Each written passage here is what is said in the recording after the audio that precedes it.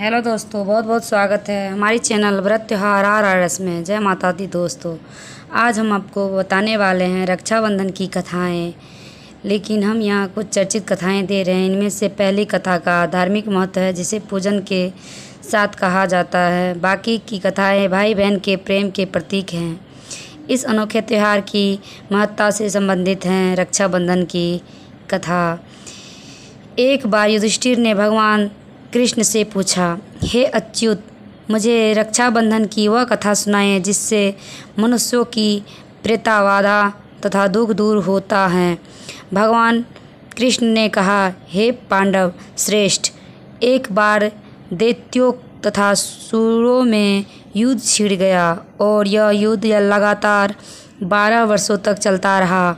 असुरों ने देवताओं को पराजित करके उनके प्रतिनिधि इंद्र को भी पराजित कर दिया।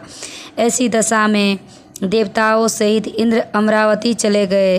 उधर विजेता दैत्यराज ने तीनों लोकों को अपने वश में कर लिया। उसने राजपथ से घोषित कर दिया कि इंद्रदेव सभा में न आए तथा देवता व मनुष्य यज्ञ कर्म न करें।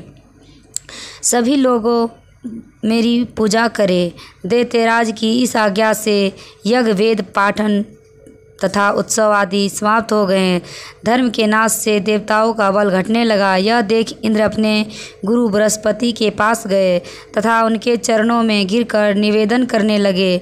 गुरुवार, ऐसे दशा में परिस्थितियाँ कहती हैं कि मुझे यहीं प्राण देने होंगे। न तो मैं भाग ही सकता हूँ और न ही युद्ध भूमि में टिक सकता हूँ। कोई उपाय बताए।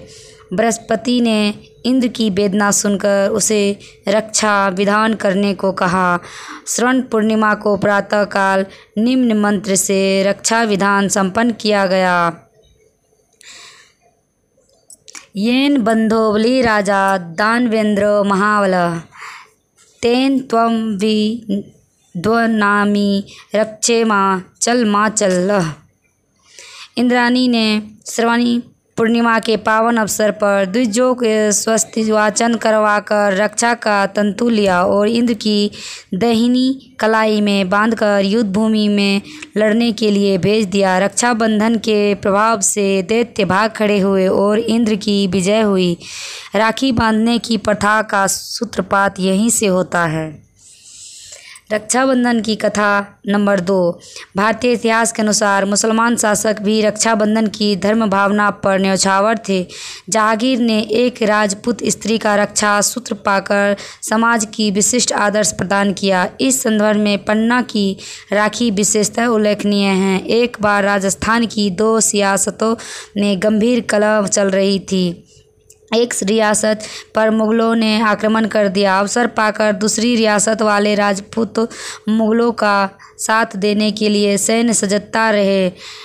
पन्ना भी इन्हीं मुगलों के घेरे में थी। उसने दूसरी रियासत के शासक को, जो मुगलों की सहायतार्थ जा रहा था, राखी भेजी। राखी पाते ही उसने उल्टे मुगलों पर आक्रमण कर दिया। मुगल पराजित हुई। इस तरह रक्षाबंधन के कच्चे धागे ने दोनों रियासतों से शासकों को पक्की मैत्री के सूत्र में बांध दिया। कृष्ण द्रौपदी कथा, ये तीसरी कथा है। एक बार श्रवण भगवान श्री कृष्ण के हाथ में चोट लग गई तथा खून की धार बह निकली। यह सब द्रौपदी से नहीं देखा गया और उसने तत्काल अपनी साड़ी का पल्लू फाड़कर श्री कृष्ण के हाथ बांध दिए। फलस्वरूप खून बहना बंद हो गया। कुछ समय पश्चात जब दुशासन ने द्रौपदी की चीरहरण किया, तब श्री कृष्ण ने चीर बढ़ाकर इस बंधन का उपकार चुकाया। यह प्रसंग भी रक्षाबंधन की महत्ता का प्रतिपादित करता है।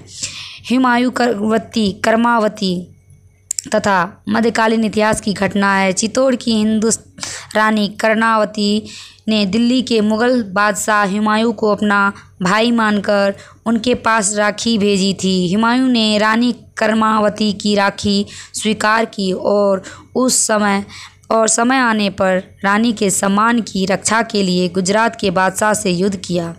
इस तरह रक्षाबंधन की कथाएं समाप्त होती है।